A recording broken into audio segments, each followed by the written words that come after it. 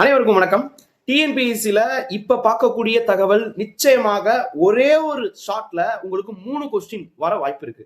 அது என்னென்ன? So first பாத்தீங்கன்னா இன்னைக்கு மார்ச் 15 ரொம்ப முக்கியமா தேர்தல் நடத்தை விதிமுறைகள் வந்திருக்கு. எலெக்ஷன் எப்ப அப்படின்னு அனௌன்ஸ் பண்ணிருக்காங்க.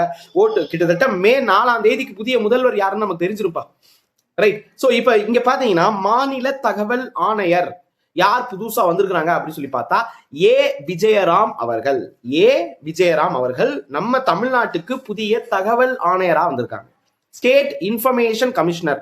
இந்த ஸ்டேட் இன்ஃபர்மேஷன் கமிஷன் அப்படிங்கிறது ஒரு கான்ஸ்டிடியூஷன் பாடியா, நான் கான்ஸ்டிடியூஷன் பாடியா, எக்ஸ்ட்ரா கான்ஸ்டிடியூஷன் பாடியா? சார் இந்த மூணுக்கு என்ன சார் வித்தியாசம்?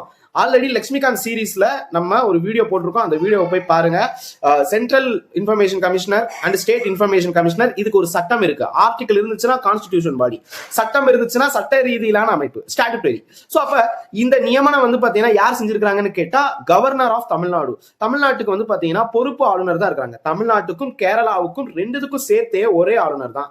ஸோ இது பல தடவை நம்ம பார்த்திருக்கோம். பல மாநிலங்களுக்கு பாத்தீங்கன்னா ஒரே ஆளுநர், 2 தடவை 2 பேர், 2 மாநிலத்துக்கும் ஒரே ஆளுநர். இந்த சட்ட விதி என்ன, கான்ஸ்டிடியூஷன்ல என்னன்னு சொல்லுவாங்க தெரியும்னா கமெண்ட் பண்ணுங்க. அண்ட் தகவல் அறியும் உரிமை சட்டம் 2005 கீழ் பிரிவு 15 உட்பிரிவு 3 கீழ் இந்த நியமனம் மேற்கொள்ளப்பட்டிருக்கு, ரைட்டா?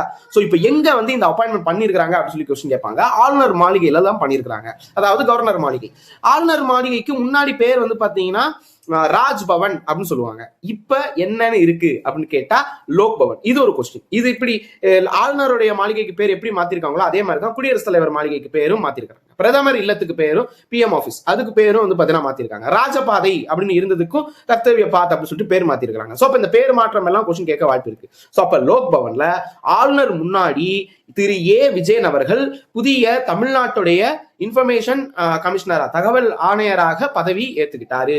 சோ மார்ச் 13ஆம் தேதி பாத்தீங்கன்னா அப்படின்னு செஞ்சிருக்கிறாரு. நம்ம ஸ்டேட் லெஜிஸ்லேட்டிவ் அசம்பிளியோடைய அந்த அவையை ஒத்து வச்சிருக்கிறாரு. இது பாத்தீங்கன்னா ஜனவரி 20 ஆரம்பிச்சு மார்ச் 13ஓட இந்த அவை கூட்டத்தொடர் பாத்தீங்கன்னா முடிவுக்கு வருது. சோ அடுத்த எலெக்ஷன் முடிஞ்ச கைது தான் ஃப்ரெஷ்ஷா பாத்தீங்கன்னா ஒரு கூட்டத்தொடர் ஆரம்பிக்கப்படும். இந்த தகவல் பிடிச்சிருந்துச்சுன்னா கற்பதை சப்ஸ்கிரைப் பண்ணுங்க. தேங்க்யூ.